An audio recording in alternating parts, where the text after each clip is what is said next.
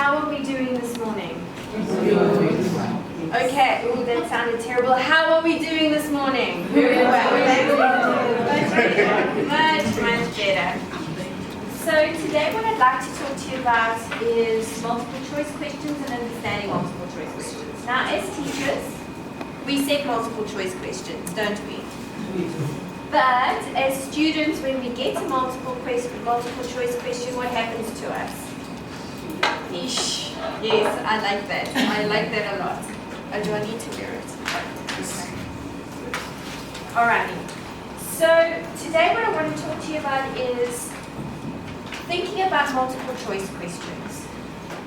When we prepare for our exam, we need to prepare for multiple choice questions in a different way than we actually prepare for some of the other questions. Okay, so that's already top of the mind consciousness.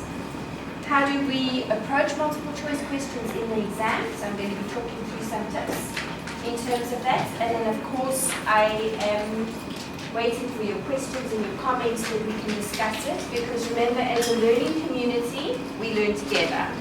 So a strategy that you might have, that you have practiced in the past, please share it with your colleagues, because this is a unique opportunity for us to share different strategies. I think the first thing that I want to say is, by failing to prepare, we are actually preparing to fail. Now I know we are all adulting, right? We have got jobs, we have got families. Prof Scherman referred to our husbands. She didn't necessarily refer to the kids, because I think sometimes the kids can be even more demanding than the husbands. But if you have a look at those lists of outcomes that we need to reach, we know that we are trying to study because we want to better ourselves. Okay? Yes, sure. We want different opportunities for ourselves. If we've got different opportunities, we can teach our kids something else as well. So I think that this is like throwing a stone into a pond. There are so many ripple effects from you as an individual studying, not only in your family, but also in your community. So if we have to think about multiple choice questions, we know that as soon as we get it in the exam and we see like 6 pages of multiple choice questions, our heart starts palpitating. We get cold sweats and the anxiety comes through. But I think the important thing, we know by default that there's a question. There are 4 answer options. Statistics tells us we've got a 1 in 4 chance to get the answer correct, even if we don't know what the answer is. We also know that we've got to read multiple choice questions so carefully, because they can sometimes be worded awkwardly. They're not necessarily easy to access. And I think the biggest mistake that we make as students, because once upon a time I was there too, as students, we think that multiple choice questions is only about terminology, and it's not. Multiple choice questions also tap into higher order thinking skills if they have been designed that way. So one of the things that we have tried to do, especially in our college, we have tried to put up the study material, the tutorial letters, past papers.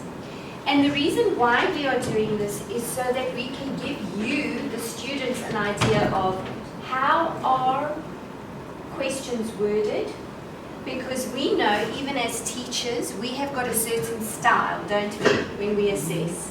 There's a certain terminology that different lecturers will use. And by accessing all of these different sources of information, by accessing even some of the multiple choice questions that are in your textbooks, for example, the module that I teach in terms of curriculum and learning, the textbook that we have, there are some multiple choice questions in the textbook that are not in the tutorial letter. By accessing those things, we get a broad view of what the different possibilities are. I think it's very important that when we think about multiple choice questions and when we start to prepare for multiple choice questions, that we understand what the major concepts are. Prof Scherman said we need to be able to live our knowledge in our daily lives. If you cannot explain a concept to your husband, or to a child, or to your class, or to a fellow teacher, what does that mean? You don't understand it properly. Hey, it hasn't lived in your heart for a bit. So when you start to prepare for multiple choice questions, pay special attention to relationship similarities and differences, because we like asking those types of questions, don't we? Even in our own teaching. Please choose the one that is most similar to blah, blah, blah, blah, blah. And then very, very important, it's not just about recognition. This is not about regurgitation. Now I know, I have seen some of the materials in certain modules. I know the modules that I teach, the textbook is this thick. It's one of 2 textbooks. So one textbook is this thick, the other textbook is this thick. Just looking at it, we get totally overwhelmed, which is why, what do we need to do? We need to start early, okay, in preparing.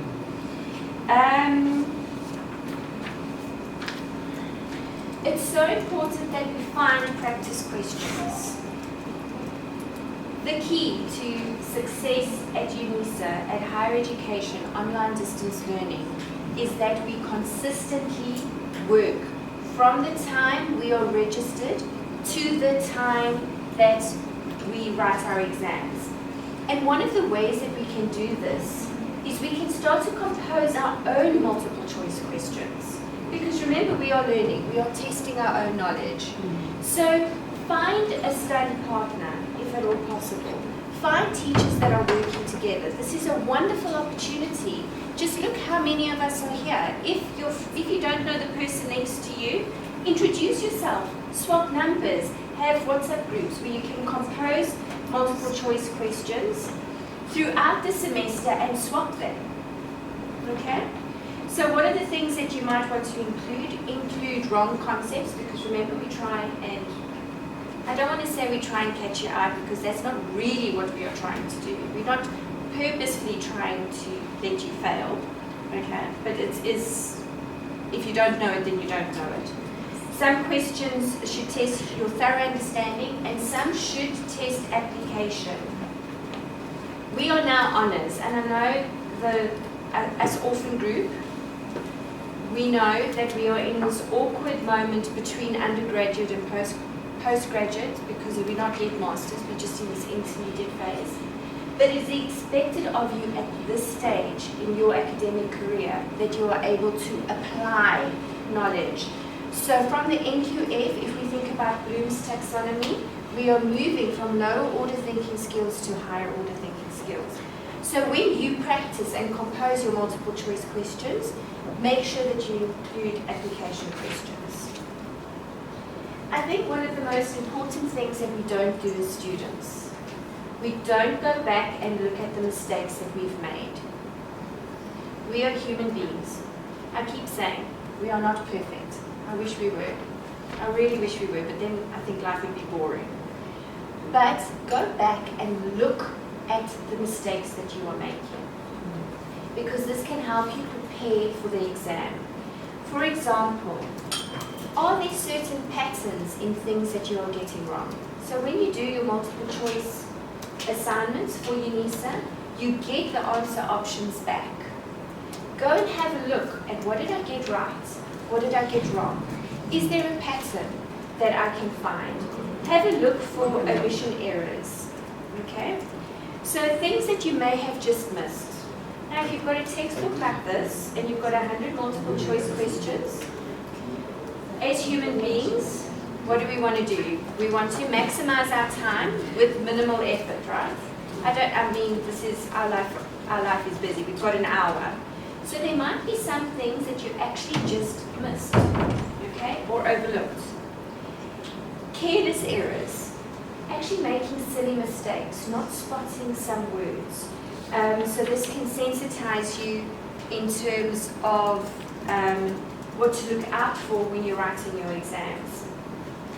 Very important, just as the exams approach, lectures get inundated by emails. What is the demarcation? What is the demarcation? UNISA does not allow us to demarcate work for the exams. This means that unfortunately you need to make you need to study everything. However, busy lives, what do? We talk to each other, don't we? It's like, what do you think they're going to ask? What do you think we can skip? Okay, so prioritizing errors where we prioritize the wrong information. Application errors where we have difficulty actually applying the knowledge. If I have to ask you, please explain this concept. Tell me about Maslow's hierarchy of needs. You'll maybe be able to tell me, but not necessarily be able to apply it. Okay? And then, of course, mastery areas where you're not able to fully integrate concepts. So, what are the type of multiple choice questions that you are most likely to get in your examination? Okay? You will get multiple choice questions that just looks at plain knowledge. Reflective teachers are best described by the following phrases, and we've got to choose the right phrase. The option is 2. Why? Because reflective teachers think back over situations and they analyze. Okay? Another example from a research example, what is ethnography? Ethnography is defined as, it's a plain definition, it's road learning. Okay? It, however, becomes a little bit more difficult when we say which of the following is the clearest example of Piaget's concept of assimilation. Now, you might understand what Piaget's concept of assimilation is, but because it hasn't lived in your heart and lived in your mind and you haven't practiced it in your life, you are unable to apply it. Another example, which of the following is the clearest example of Piaget's concept of accommodation? Once again, it's about applying what the theory is to a practical example. And then finally, giving you a bit of a case study and saying, okay, this is Janie, where does she fit? If we think about Piaget, we think about cognitive development, where would Janie sit? So from a lecturer's perspective, I think this is important to note. We are not purposefully trying to catch you out. But as Prof Scherman says, we have got this little thing called an NQF framework, and we have got this little thing called NQF framework exit level outcomes. Okay, so we need to demonstrate that we have moved you towards those exit level outcomes, just like you as a teacher move your learners to the outcomes that they have to reach in class. Okay, so what we do try and do, we try very hard to think about the type of questions that we ask. We try and make it as unambiguous as we possibly can. We try and design items that do test your overall understanding. And believe it or not, we do item analysis. We look at what did you as a group get right? What did you as a group get wrong? How do we need to rephrase some of our questions going forward? And one of the reasons why we do this is because we are looking at Bloom's taxonomy in terms of cognitive process as well as knowledge demands. So remember, because we are looking at this little thing called NQF framework, we need to be able to demonstrate the conceptual, the procedural, the metacognitive, as well as the factual. And we need to move you from remembering all the way to analyze, evaluate, and create. So that's what we are trying to do. So when we are thinking about the exam, what it is that you need to think about when you are in your exam, very, very carefully read the directions. Sometimes we get so anxious we just want to start. And there is vital information in the directions that can help us. Read the whole question paper from the start to the finish, because we need to budget our time. Multiple choice questions can take a lot of time in the exam. If we know that if we don't understand that we've only got 20 minutes for this section, otherwise we're not going to get to the other sections, we run into these issues, and as soon as we start to feel anxious, what happens to our brain? Shuts down. Yes, no amount of Bio Plus can fix that.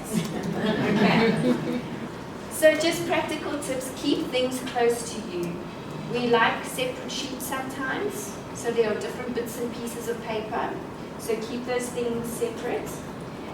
Answer the easier questions first, because it builds confidence in us. So if we find that one question is a little bit more difficult for us, then we skip it and we go to the easier questions so that we can build confidence. We go back to the other question. It's also very, very important to read the whole multiple choice question, and if possible, answer it in your head. What do we tell our students or our learners when they have multiple choice questions as teachers? Do you prepare your students for multiple choice? What do you tell them? The first answer is often the right or wrong answer. If I read a question and I get an answer in my head without reading the answer options, more often than not, it's right. Exactly. So glance over and don't assume that we are trying to trick you, because we're really not. We're not trying to trick you. We're not trying to purposefully trick you up. Eliminate the answers that you are 100% sure of that aren't correct. Okay, this just helps you with selecting the correct one. And then it is important that you select the best answer to the question that's being asked.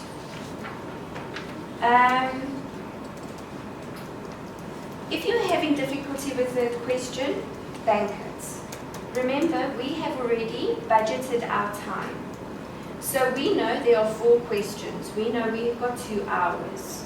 So technically, per question, and remember every question has got sub-questions, depending on the type of questions, we might say, okay, we've got 20 minutes per question, or we've got a half an hour per question, or we've got 20 minutes for this question, half an hour for this question, so that we can track our time. It's very important that you take note of what it is that we are asking. So, words like not, sometimes, always, never. Pay attention to those words, because there may be 2 or 3 distractors that may seem right, but because we've put in the words never, always, it changes the meaning of the question, so that there is one distractor that is the most correct answer option. As I said before, it's best to stick to the answer that you choose right in the beginning. I think it's also important as a strategy for us, pay attention to grammatical inconsistencies, because sometimes there might be a hint in the way that the sentence is constructed. If the sentence construction doesn't make sense, chances are that's the wrong answer option. So pay attention to things like that. Always, always, always leave enough time to go back and review your multiple choice questions. I said before, when we are dealing with difficult questions, pay close attention to words like always or never, because sometimes those are the words that trip us up. Watch out for the distractors that we include, because remember, when we are setting up multiple choice questions, we set it up purposefully so that there are some distractions that may appear to be true but are not. So when we go through the distractors, we can go through and say, read the question. Distractor 1, is this true or false? It's true. Okay, this is a possible. Distractor 2, is this true or false? No, this is false. This is not a possible answer. So then when we go through each of the distractors, we can say true or false, go back to the stem and say which is the most likely correct answer option. And if you're debating between 2 similar answer options, try identifying which is the worst and then rather select the better one. So if we don't know, because sometimes there are 2 that are very, very similar, and we can't exactly flip a coin because you're not allowed to have a coin on your desk when you're writing exams. And what do I want to say in conclusion? Very, very important, plan your time, because that is where you get tripped up. Okay? Think very carefully about what the multiple choice question is actually asking. Evaluate each of the distractors, and this is what takes the time. Okay? And remember to prepare adequately, because because once you're prepared, your knowledge and your skills will speak for itself. Thank you for your attention.